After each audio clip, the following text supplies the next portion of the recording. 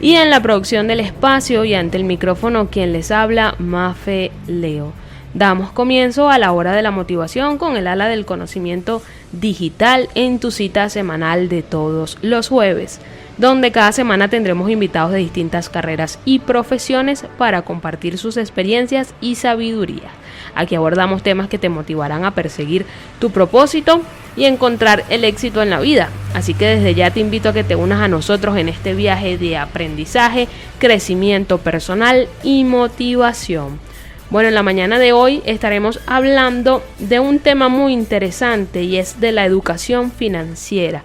Este es el episodio número 19 de la temporada 2. Bueno, para hablar primero de financiera, educación financiera, hay que hablar primero de finanzas.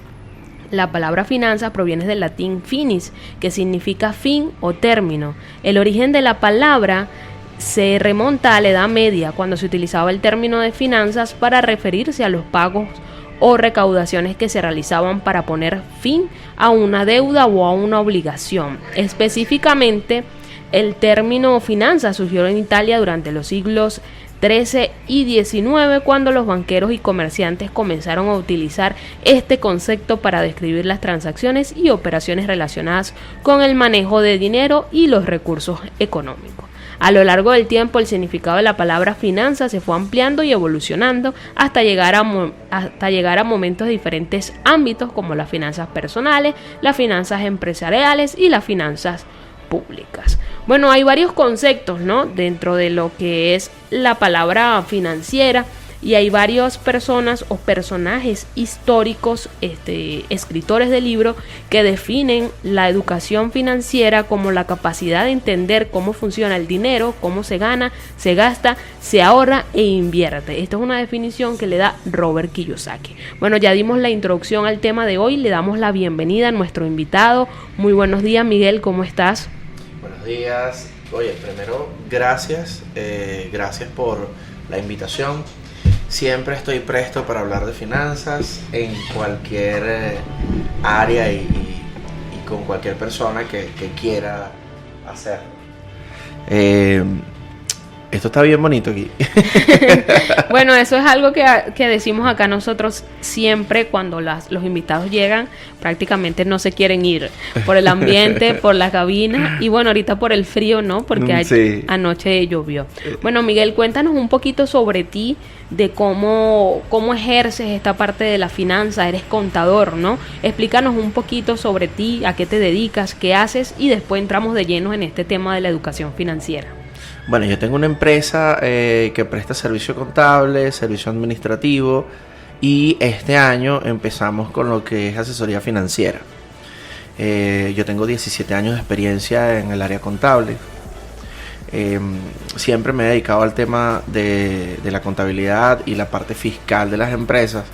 Sin embargo, bueno, este año decidí empezar a dedicar una parte en lo que es finanzas, porque realmente yo estudié contaduría y finanzas, y la parte de las finanzas y la parte administrativa de las empresas es algo que me apasiona muchísimo.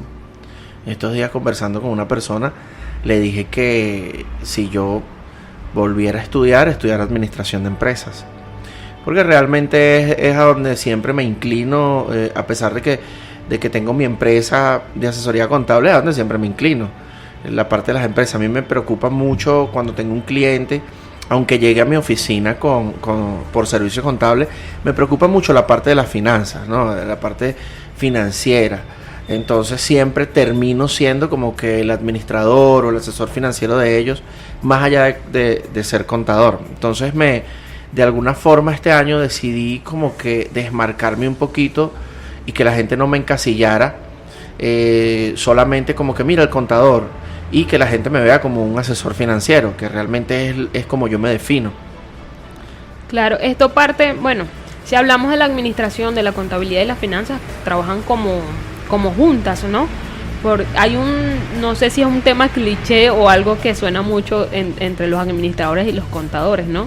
Que dicen que los administradores son los que toman el trabajo y los contadores son los que ganan más y realmente no hacen nada sino verificar el trabajo que tienen los administradores. ¿Qué opinas tú al respecto de eso? Mira, no es tan así actualmente. Tú sabes que eso es una polémica y hay mucha gente que que yo siempre digo, y mucha gente me va a odiar y me odia, y los que no me odian me van a empezar a odiar, y los que no, entonces van a tener una relación tóxica conmigo. Sí, porque yo pienso distinto. La administración es una de las carreras que se ha adaptado a la tecnología. Y la gente podrá decir, bueno, pero es que ahora la contabilidad se lleva con tecnología. Sí, pero cuando tú contratas un contador, tú lo contratas solamente para que sea tu contador. Y de repente pudiera ir un poquito más allá como un asesor fiscal, es probable, un planificador. Pero difícilmente tú vas a encontrar que el gerente de una empresa sea un contador. La mayoría de las veces el gerente de una empresa es un administrador. Y el administrador la administración tiene muchas ramas. Ojo, yo estudié contaduría, pero me apasiona el tema de la administración porque yo veo que tiene más campo. Claro. En una empresa tú vas a ver un departamento de contabilidad.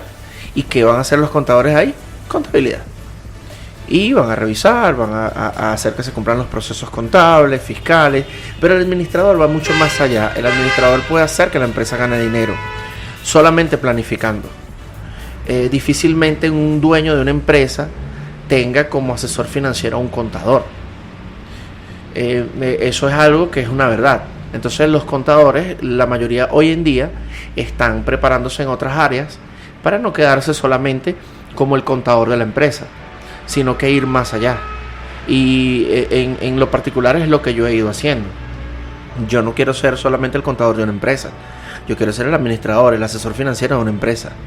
Y cuando tú gerencias desde la parte de afuera, como yo, que tengo una empresa que trabaja de manera independiente, tú puedes hacer que el dueño de esa empresa controle su negocio sin necesidad de estar ahí.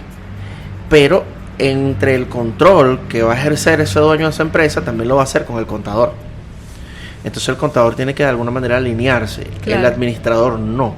El administrador es un planificador, es un gerente, es el que pudiera darte resultado en un tiempo determinado según la planificación. El administrador es el que pudiera hacer las veces también de asesor financiero, pudiera predecir varias cosas en la empresa. Entonces yo considero que hoy en día la carrera más completa a nivel de finanzas, una es administración y la otra es economía. Tú puedes ver que un economista, o sea, no estoy denigrando ninguna profesión, ¿no? Lo que estoy diciendo es de que es una verdad de que hay profesiones que a nivel financiero abarcan más y otras que abarcan menos. Lo que pasa es que nosotros crecimos en un ambiente donde nos decían estudia derecho porque puedes trabajar por tu cuenta, estudia contaduría porque puedes trabajar por tu cuenta, pero la verdad es que la mayoría de las veces el contador termina autoempleándose. Entonces hay algo que dicen los usuarios, y me lo han dicho a mí en redes sociales, y es, cónchale Miguel, pero es que el contador dice esto, esto y esto, pero es que él nunca ha tenido una empresa. Eso es una verdad que duele. Muchos contadores no tienen empresa, nunca han tenido una empresa. Entonces, en algunas veces, ellos hacen su trabajo muy bien, perfecto, pero solamente su trabajo. Una persona no tiene mérito porque haga lo que le corresponde. Una persona tiene mérito cuando hace más de lo que le corresponde. Si a ti te dicen, mira, limpia esta mesa y este va a ser tu trabajo.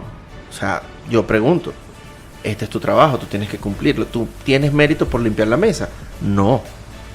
Porque tú estás obteniendo una remuneración. Tú tienes mérito si tú, además de limpiar la mesa, limpias el piso. Además de limpiar el piso, tú me dices, mira Miguel, aquí hay una gotera. Y esa gotera va a hacer que esa mesa se pudra, porque es de madera. Ahí es donde tú tienes mérito. Entonces el administrador hace todo eso. Claro. El contador no. El contador te emite un informe, puede que te lo explique, mira, la empresa está así, está pasando esto, está pasando lo otro. Aquí en esta cuenta puede ser que haya una plata que falte, una plata que sobre, lo que sea. Pero el que decide es el administrador de la empresa. El administrador de la empresa es el que va directo a las finanzas. Entonces es un tema muy polémico, es meterse en camisa de 11 varas, porque yo lo sé, y no es denigrar a nadie, porque sí hay profesionales que están llegando más allá, pero hay otros que no les interesa llegar más allá, de hecho. Y tú haces una encuesta aquí en Venezuela sobre los contadores y la mayoría los odia. Y no quiere saber, hay gente que no quiere saber nada de un contador. Pero es por la mala imagen que se ha venido dando de años de esa parte correcta, que no está mal, hay que hacer las cosas correctas, pero que no van más allá. Se ha estado levantando una nueva generación que está yendo más allá. Entonces es un choque con esos profesionales de hace 20 años y los profesionales de hace 10, 5, y que estamos de alguna manera tratando de evolucionar. Entonces yo lo veo desde ese punto de vista. O sea, hay quienes no van a estar de acuerdo, bueno. No, sí, yo lo veo igual, sino que es como tú dices, no, hay mucha gente que lo ve que es un trabajo corto, otros que lo ven más amplio, pero bueno, cada cabeza es un mundo, ¿no? Correcto. Ayer subiste un video muy interesante a Instagram, que es la parte de emprender juntos. Y es un tema que nosotros abordamos en el episodio 12, ahorita en el mes de abril. Y es muy interesante y yo quiero abordar esa parte de la educación financiera desde ese punto, porque este programa prácticamente es para los emprendedores. Para los emprendedores, correcto. Entonces, sabemos que los emprendedores sí ayudan, pero no ayudan en el crecimiento de un país. Por eso es que se ayuda de la manera posible a los emprendedores para que surjan, ¿no? Y avancen o escalen en la parte financiera, en la parte económica, y puedan tener una pequeña empresa o una gran empresa donde abarquen bastantes rubros. ¿Qué recomendación das tú desde la parte de emprender juntos, la certificación y todo el trato, hablando de la educación financiera, a todos los pequeños emprendedores que quieran escalar más allá, que quieran convertirse en grandes empresarios? Mira, en Venezuela tenemos algo que se llama Registro Nacional de Emprendimiento. El Registro Nacional de Emprendimiento nace con la necesidad de que todas esas personas que no han formalizado su negocio o que no tienen cómo formalizar su negocio porque todavía cuentan con un pequeño capital y es solamente capital de trabajo, porque recuerda que para registrar una empresa en Venezuela, en este caso alguno de sus figuras, sea firma personal, compañía anónima pyme, compañía anónima ordinaria o cualquier otra persona jurídica, tienes que tener un capital dispuesto para eso, porque tienes que pagar impuestos. Entonces esos emprendedores que no tenían cómo hacer eso, pueden registrarse en el Registro Nacional de Emprendimiento y a su vez entran en la página de Emprender Juntos y se registran y ellos van a obtener un certificado. Ese certificado tiene una validez de 2 años. ¿Por qué tiene una validez de 2 años? Porque es el tiempo que se les está dando a ellos para gestar su emprendimiento, convertirlo en una empresa y formalizarlo. Ahora bien, ¿qué es lo que está pasando? Que muchas personas no se registran por ser emprendedores, sino simplemente por durar 2 años sin pagar impuestos, en este caso de registro, porque no vas a tener que hacer ningún trámite en el registro mercantil. Tú con ese certificado puedes obtener tu RIF jurídico, puedes facturar, pero hay algo muy interesante y es de que tienes los mismos deberes formales de una empresa. El que tiene el certificado de Emprender Juntos, que está inscrito en el Registro Nacional de Emprendimiento, tiene que cumplir los mismos deberes de una empresa, porque es un negocio en funcionamiento. Bueno, es un emprendimiento, sí, pero tiene que declarar, porque está facturando, si cobra IVA, tiene que pagar ese IVA al Estado y tiene que cumplir con su contabilidad, tiene que cumplir con un proceso que es para todo el que haga una actividad comercial en Venezuela. Claro.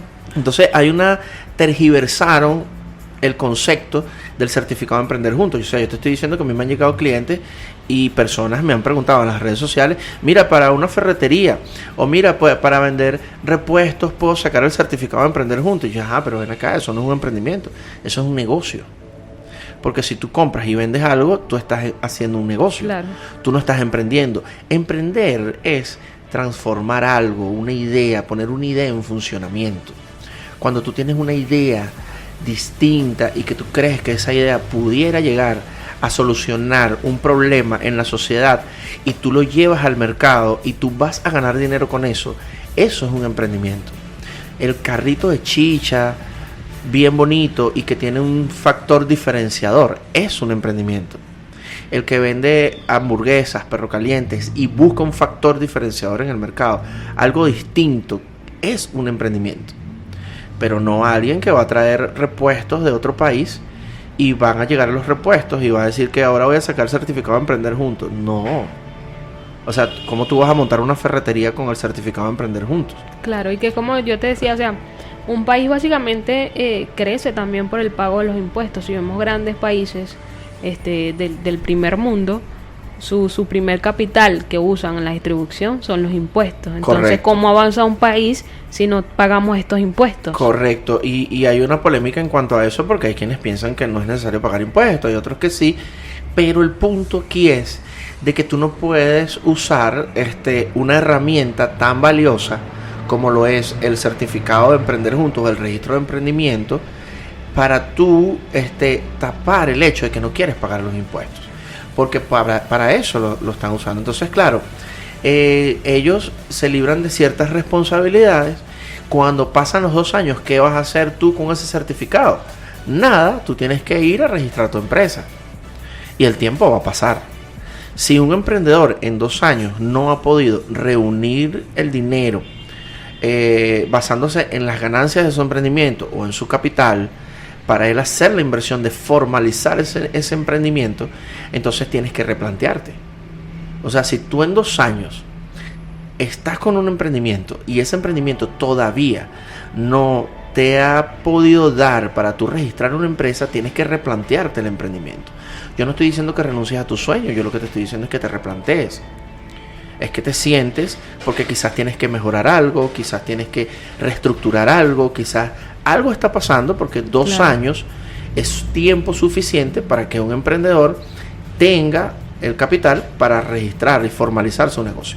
Así sea con la sociedad mercantil más económica que pueda abrir, sea una firma personal, sea una compañía anónima pyme, pero ya debería en 2 años hacerlo. Si no lo haces porque no quiere o porque el negocio no funciona, entonces ahí tenemos que sincerarnos también. O sea, tú no puedes estar en algo que no funciona 10 años pretendiendo que funcione. Ayer yo subí un post a Instagram donde mucha gente no estuvo de acuerdo conmigo, porque yo dije, tienes 1 año con ese emprendimiento, todavía ni siquiera puedes pagar tus gastos personales, estás literalmente pasándola mal con ese emprendimiento en 1 año y no tienes capital. ¿Qué hacer? O sea, replantéate el emprendimiento. Quizás necesitas obtener otro ingreso. Claro. Sea un empleo, sea haciendo cualquier otra cosa. Reunir el capital y luego empezar con todas tus fuerzas con capital. Eso no está mal. O sea, tú no vas a renunciar a tu idea. Tú lo que vas a hacer es replantearte todo. Quizás usaste una mala estrategia, el capital inicial lo invertiste mal o empezaste sin capital. O sea, son muchos factores que pudieran hacer que tu emprendimiento se quede en el camino y la persona se frustra, pero la mayoría de las veces se frustra por falta de conocimiento. Exactamente. No es porque esté mal lo que esté haciendo. Y mucha gente con este post se ofendieron, no sé qué. Bueno, tú sabes cómo es la gente en las redes sociales, pero es la verdad. O sea, tú estás con el carrito chicha 1 año, no has podido materializar ese negocio, no has podido obtener ganancias, ni siquiera te puedes pagar tu sueldo. ¿Y qué vas a hacer tú? O sea, tú vas a vivir 10 años así. O sea, tú tienes que también tener un mínimo de educación financiera y decir, ok, yo voy a frenar esto y lo voy a dejar en stand-by y voy a empezar a hacer otra cosa para yo reunir capital. Ah, pero si esa cosa es conseguir un empleo, entonces consíguelo. Tú no estás renunciando a tu sueño. Claro. O sea, probablemente ese mismo empleo que te ayuda a mantener tus gastos, te va a ayudar a que tú empieces a trabajar en otro horario ese mismo emprendimiento. Y vas a empezar a tener menos carga porque ya tienes cómo mantenerte. Y el emprendimiento va a ir surgiendo. Vas a tener ideas frescas. Pero presionado, tú no puedes trabajar con el dinero que vas a usar para mantenerte. Una persona no debería invertir el dinero que tiene para mantenerse a sí mismo. Uno debería invertir un dinero que sea aparte de esa plata que tú tienes para mantenerte y que estés dispuesto a perderlo. O sea, que si tú lo pierdes en tu vida no va a pasar nada. Simplemente Exacto. Lamentarte que perdiste plata. Pero no más de ahí, ¿sabes? No vas a estar arrastrando la cobija en la calle, ni vas a estar pidiendo limosna, ni nada. Pero es que hay personas que creen que la idea y la motivación los va a llevar a algo. Y eso es falso. O sea, tienes que planificar. Tienes que tratar de obtener asesoría financiera, que en nuestro país y en Latinoamérica es un punto muy importante porque nosotros no fuimos educados para tener un asesor financiero. Nosotros fuimos educados para conseguir un contador en algún momento, un abogado, de repente, en el peor de los casos, tenemos un albañil de confianza, tenemos un barbero, las mujeres tienen una manicurista, perfecto. Pero nosotros, tú no has escuchado a nadie nunca y no, vale, lo que pasa es que me dieron una liquidación en mi trabajo, llamé a mi asesor financiero para ver qué hacemos con eso. Jamás lo has escuchado. Yo jamás lo he escuchado. ¿Por qué? Porque no fuimos educados para eso. Bueno, vamos a quedarnos allí para hablar de ese tema de la educación financiera ya desde los tips y las herramientas que le brindas a los emprendedores o a las personas que quieran aprender de la educación financiera y no se queden allí solo en ese paso de emprendimiento, sino que surjan y cosechen todo eso que van trabajando. Así que para seguir en tema del día de hoy, en la materia de la educación financiera. Bueno, aquí les tengo un dato curioso que escuché en una conversación por YouTube donde vemos bastantes tutoriales, y es que en el año 2017 los millennials se convirtieron en la generación con mayor poder adquisitivo de todas las generaciones. ¿Qué quiere decir con esto? Que tu negocio debe estar adaptado a esta generación. Bueno, damos inicio ya realmente a lo que es el tema de hoy, que es la educación financiera. Miguel hablaba en el corte anterior de todas estas cosas que necesitan saber las personas, ya sean jóvenes, adultos y hasta adultos mayores, porque nunca es tarde para aprender cuando de verdad se quiere.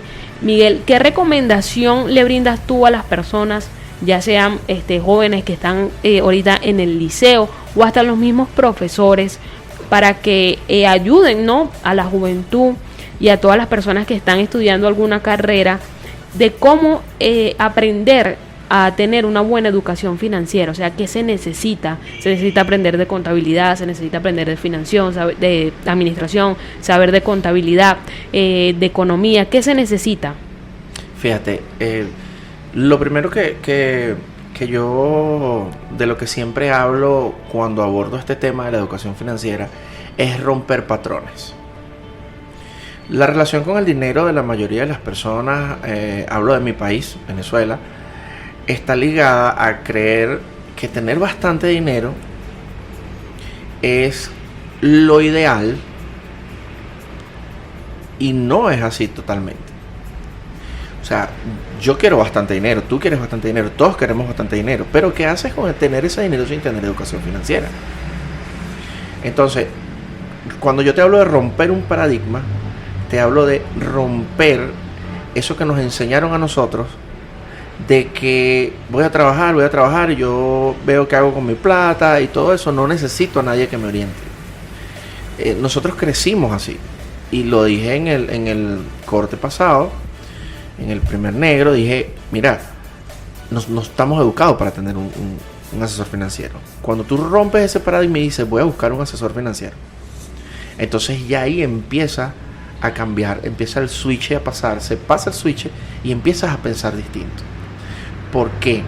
Porque si yo tengo 17 años, mis padres me van a aconsejar qué estudiar, y eso está perfecto. Hoy en día los padres de los muchachos de 17 años somos los millennials. Diste un dato bien bueno, y eso es porque los que nacimos, yo nací en el año 83, los que nacimos entre los 80 y los 2000, que somos millennials, de alguna manera nos hemos preocupado por ir un poquito más allá y fuimos educados distintos. Un alto porcentaje de estas personas que nacieron, estamos educando a nuestros hijos conforme a lo que nosotros vemos para el futuro. Bien, entonces cuando un muchacho de 17 años me pregunta a mí, o le pregunta a otra persona de mi edad, yo tengo 40 años, ¿qué hacer? Yo le digo, lo primero que le digo es, ok, lo primero que tú tienes que hacer es entender que el dinero tiene que gestionarse. ¿Cómo gestionarse? Es saber para qué lo voy a usar. O sea, ¿por qué yo debo tener dinero? Porque todos en algún momento llevamos una relación tóxica con el dinero. Porque no lo tenemos, porque no sabemos cómo hacerlo, porque cuando lo tenemos que salir de él porque debemos, porque no nos alcanza, porque nuestros ingresos no son suficientes, porque no podemos pagar los gastos, porque gastamos y no sabemos en qué gastamos, porque la inflación, por muchas razones. Es una relación tóxica, es una relación de que se le llegó la plata y se me fue. Bendito sea el Señor, no puedo hacer esto, no puedo hacer lo otro. Es una relación tóxica. Para nosotros evitar esta relación tóxica, desde pequeños, desde niños, de 17 y 18 años, debemos saber para qué voy a usar yo el dinero. Si un muchacho de 17 años está acostumbrado a que su papá le dé una mesada y está acostumbrado a gastarla y no entiende el sacrificio o el camino que debe seguir para ganar el dinero, hay un problema. Con él va a haber un problema.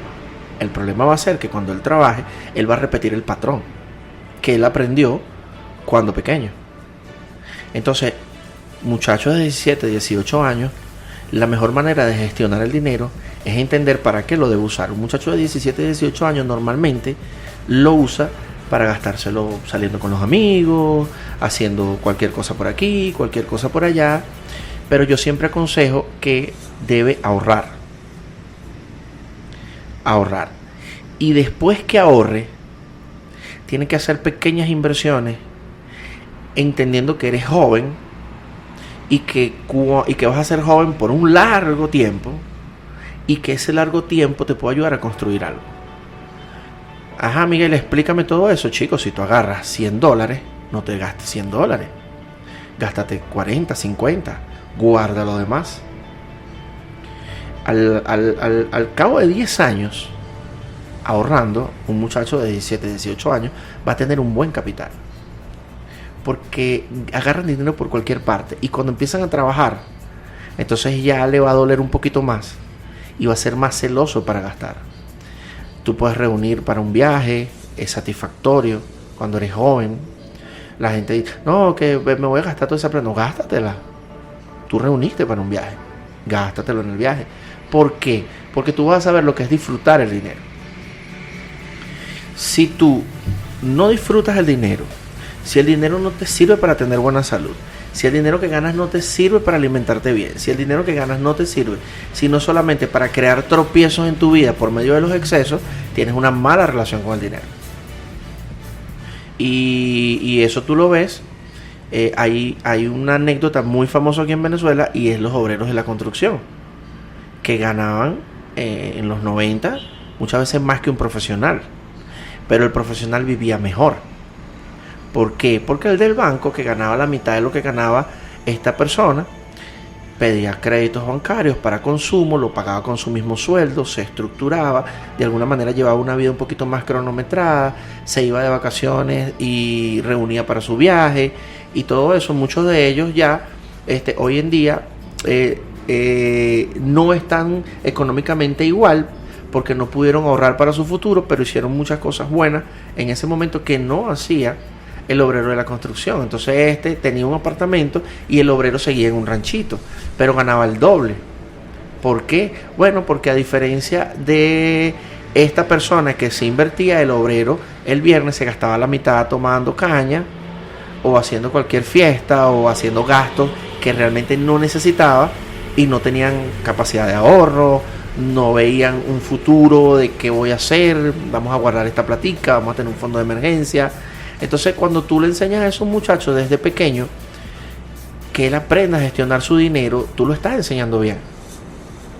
Yo, por ejemplo, a mis hijos, cuando yo le doy dinero para el colegio, yo no le doy dinero todos los días para el colegio. Yo le doy dinero a ellos para 2, para 3 días.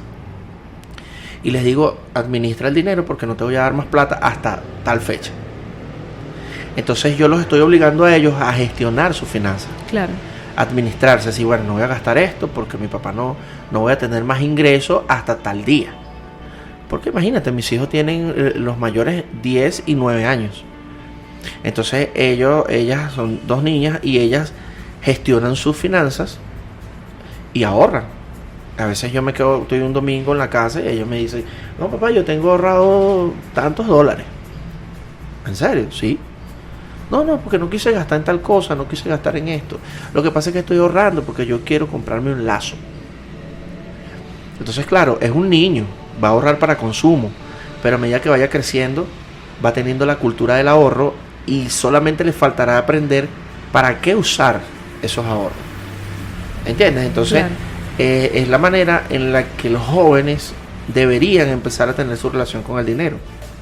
A aprender el ahorro, aprender ya cuando estás adulto para qué usarlo. Los ahorros se usan para 3 cosas esenciales.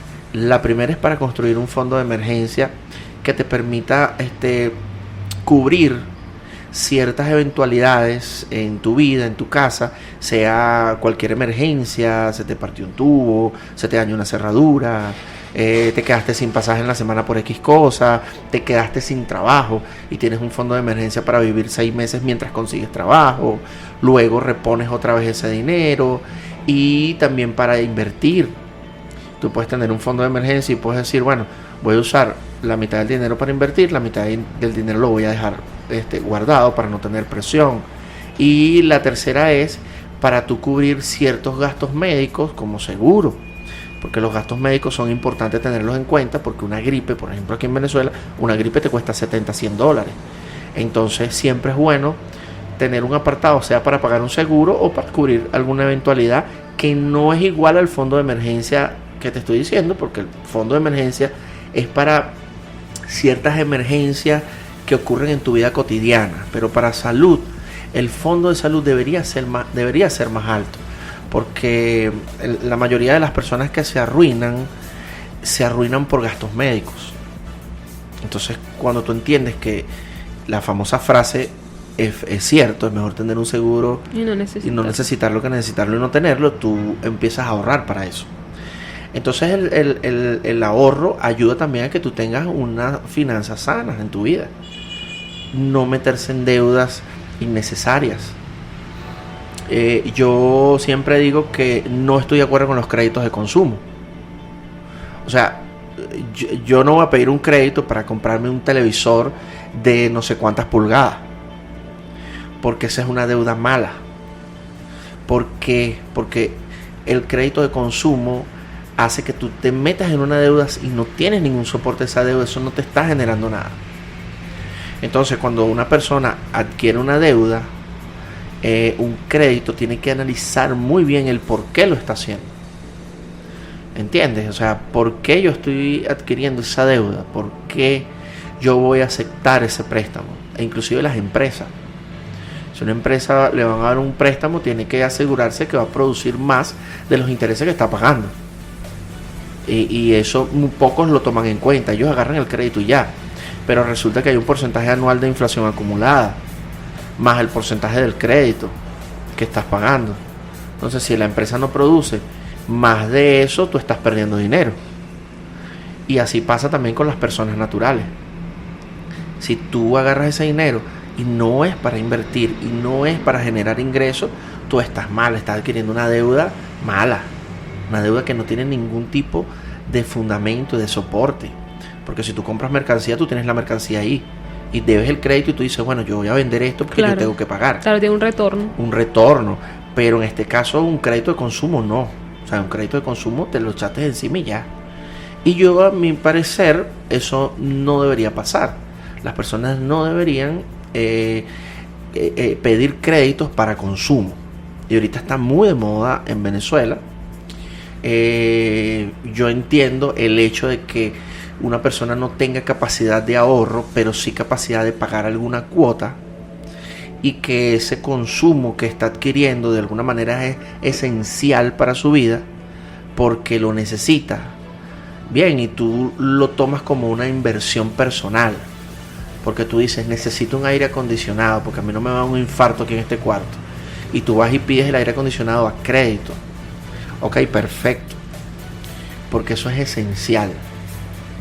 Pero cuando tú simplemente vas y pides un crédito para comprarte una corneta USB que no es para otra cosa sino para tú escuchar música, entonces tienes un problema grave con las finanzas. Claro que sí, fíjate, Miguel, yo quería abordar de ese tema también, la parte del libro diario. Okay. Como hablamos a los emprendedores y las personas, mayormente los emprendedores, como tú dices, ¿no? Las personas que tienen un puestico de chicha, de perro caliente, las personas en la bodega, las costureras en las casas. ¿Cuál es la mayor recomendación para aquellos emprendedores para que sepan manejar la finanza de lo que entra, de lo que sale? Por eso es que a mí me da risa, ¿no? Porque cuando tú lees la parte del libro diario, te dice siempre debe haber saldo, ¿no? Y esa es la importancia o la base fundamental de esa partida doble, ¿no? De que necesitas saldo para poder emprender o hacer cualquier cosa que te propongas en la vida. Entonces, desde tu punto de vista, ¿qué recomendación le brindas a los emprendedores o a cualquier persona que esté escuchando esto y que va a verlo a través de las redes sociales de cómo manejar ese libro diario de manera adecuada para que pueda obtener ya de esa educación financiera y sepa guardar un 10% para tal cosa, un 10% para tal cosa o X cosa? Mira, voy primero con los emprendedores. Si una persona tiene un emprendimiento y no entiende que debe registrar sus ingresos y sus gastos, va a tener problemas. Porque lo que te da a ti capacidad para decidir, para tú poder ser asertivo a la hora de tomar una decisión, es tener el control. Tener el control. ¿Entiendes? No existe otra manera. Cuando tú sabes lo que está pasando, tú dices, ¡epa, ya va! Me freno aquí. Me freno aquí, no voy a hacer esto, no voy a hacer lo otro, estoy gastando mucho, pero porque lo estás registrando. Y vas a poder saber qué es lo que te estás ganando, qué es lo que te estás perdiendo. Entonces, si un emprendedor quiere poder tener el control de eso y saber qué es lo que está pasando en un negocio, tiene que registrar todas las operaciones. Todas las operaciones.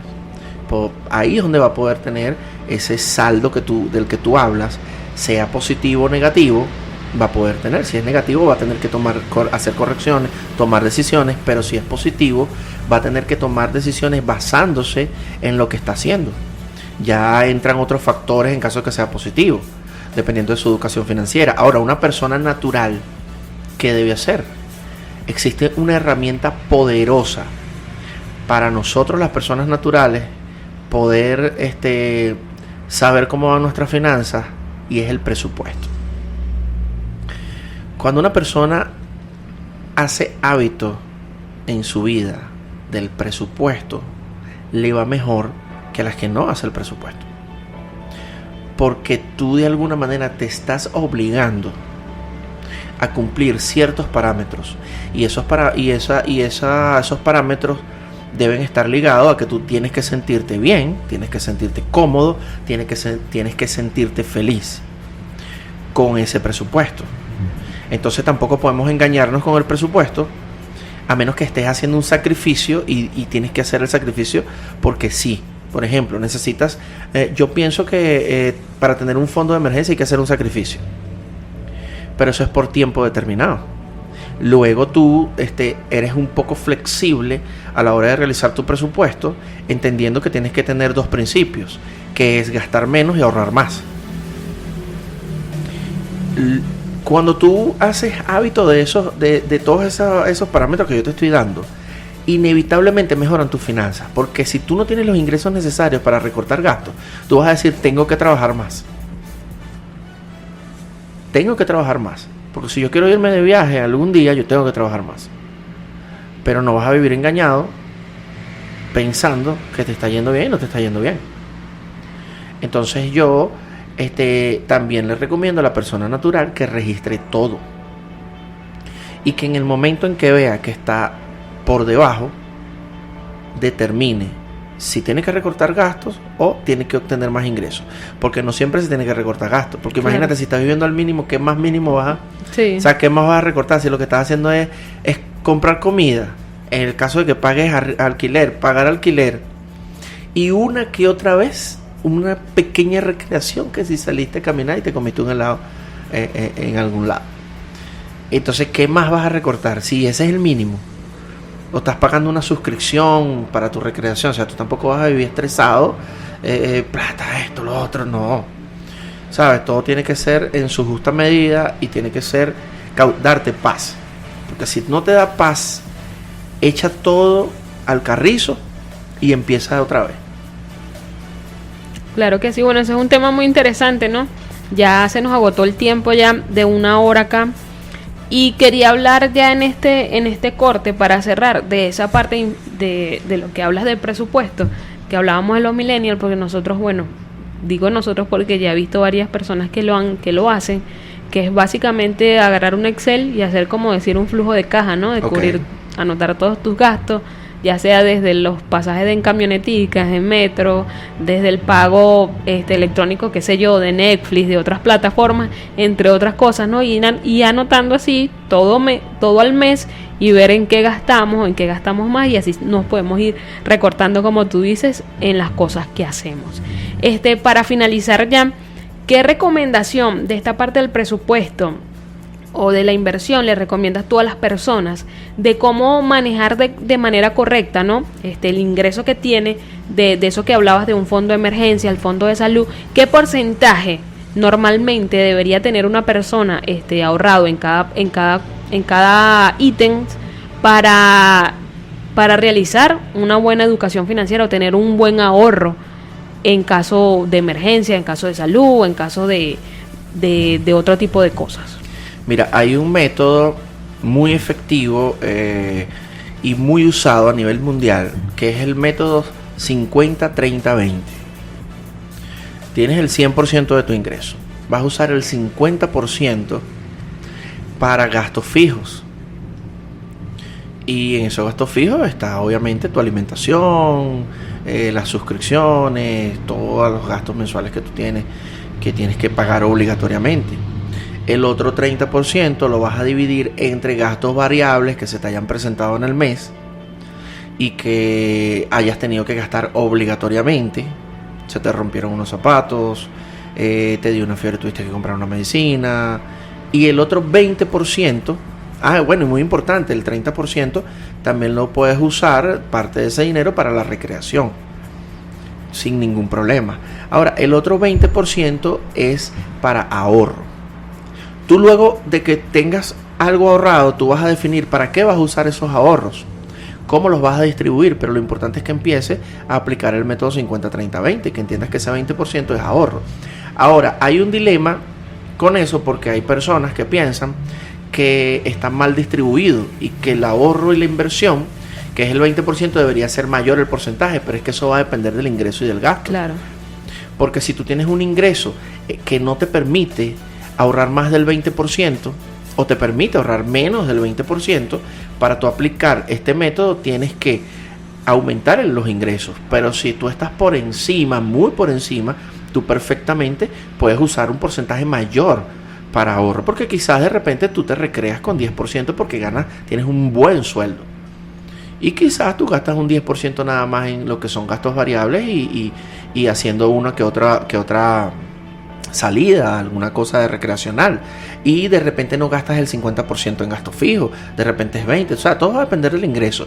Pero para el ingreso promedio mundial, cuando te hablo, no te hablo de monto, sino te hablo de poder adquisitivo mundial, deberías usar el método 50-30-20.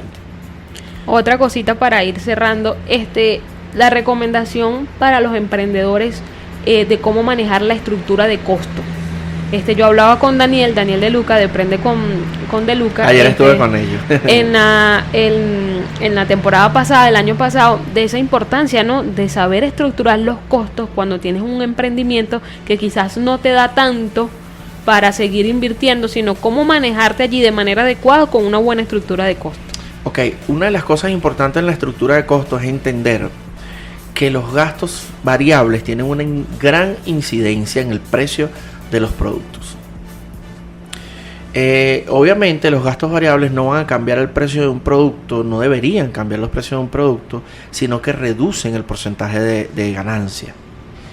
Entonces, cuando tú tienes claro los gastos, vas a poder tener una buena estructura de costos. Cuando los tienes claros. ¿Por qué? Porque la ganancia que tú estás poniendo al producto va a ser real. Y para eso yo recomiendo registrar todos los gastos que conllevan a o sea, lo que te cuesta poner ese producto al mercado. Pero realmente, ¿cuánto te cuesta poner ese producto al mercado? Ejemplo, yo voy a vender muñequitos de Dragon Ball, pero yo voy a convertir eso en un emprendimiento, porque a los muñequitos de Dragon Ball yo le voy a poner una tinta, una etiqueta o lo que sea. Entonces yo tengo que decir, ok, yo gasto en el taxi tanto, en el taxi que me lleva a buscar eso porque me lo envían de no sé dónde, el envío, lo que me cuesta a mí comer o lo que yo voy a gastar cuando yo vaya para allá, porque es que me dio hambre y yo me tengo que meter a comer en un sitio, o me llevé mi comida, esa comida que yo preparé, eso es gasto del emprendimiento, eso no es gasto de tu casa. Y lo otro es el costo del producto. Una cosa es gasto y otra cosa es costo. Cuando tú hablas de costo, estás hablando de lo que te cuesta realmente el producto que vas a vender. Y cuando hablas de gasto, es lo que te cuesta llevar ese producto a la venta. Entonces, definiendo todo esto, vas a poder tener una estructura de costo clara. Vale, Miguel, muchísimas gracias por estar acá esta hora en Efecto Motivacional. Gracias también a las personas que nos escucharon y a las que nos van a visualizar a través de las redes sociales. Bueno, hemos llegado ya al final del episodio número 19 de la temporada 2. Recordarles que nos sigan a través de todas las redes sociales como @Efecto Motivacional, en todas las plataformas de podcast que vamos a tener esto allí en diferido.